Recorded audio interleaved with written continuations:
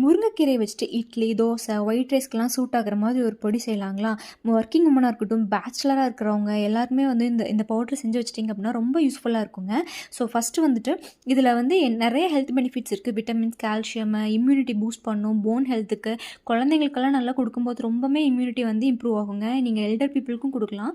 So இது எப்படி செய்றது அப்படின்னு ஃபஸ்ட் பார்க்கலாங்களா? முருங்கைக்கீரைய வாங்கி நல்லா வந்து கழுவி நல்லெண்ணெய்லையோ, வெயில்லயோ காய வச்சு எடுத்துக்கோங்க. எனக்கு இங்கே பெங்களூர்ல வந்து வெதர் அப் அண்ட் டவுனாக இருக்கிறனால நான் வந்து நல்லா ட்ரை ரோஸ்ட் பண்ணி எடுத்திருக்கேன். நீங்கள் கையில் எடுத்து பொடிச்சிங்கன்னா அப்படியே தூள் தூளாக ஒழுகணும்.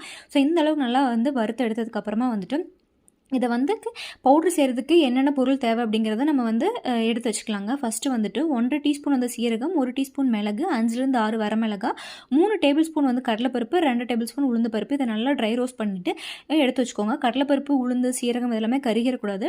லோ ஃப்ளேம்லேயே வச்சு வறுத்து எடுத்துக்கோங்க. ஒரு அரோமா வரும். அதுக்கப்புறமா மாற்றி வச்சுட்டு வரமிளகாயை வறுத்துக்கோங்க. கருவேப்பிலை ஆட் பண்ணிக்கோங்க. என்கிட்ட இல்லை, அதனால் நான் வந்து ஆட் பண்ணல. தென் வந்து தேவையான அளவு கல்லுப்பு, அப்புறம் வந்து பெருங்காயம், கட்டி பெருங்காயம் இருந்துச்சுன்னா அதை கூட நீங்கள் வறுத்து அதில் ஆட் பண்ணிக்கலாம். இதெல்லாம் ஆறுறதுக்குள்ளே நம்ம வந்து முருங்கைக்கீரையை வந்து வறுத்து எடுத்துக்கலாங்க.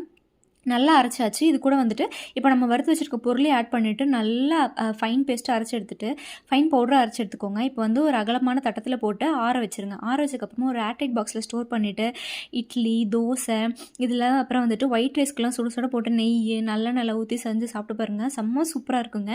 மறக்காமல் உங்கள் கிட்ஸ்க்கெல்லாம் செஞ்சு கொடுங்க.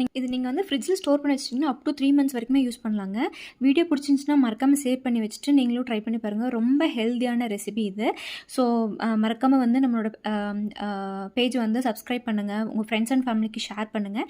இதே மாதிரி இன்னொரு பொடி ரெசிபிலையோ இல்லாட்டி என்னோட ரெசிபிலையோ பார்க்கலாம். Until then see you, bye bye.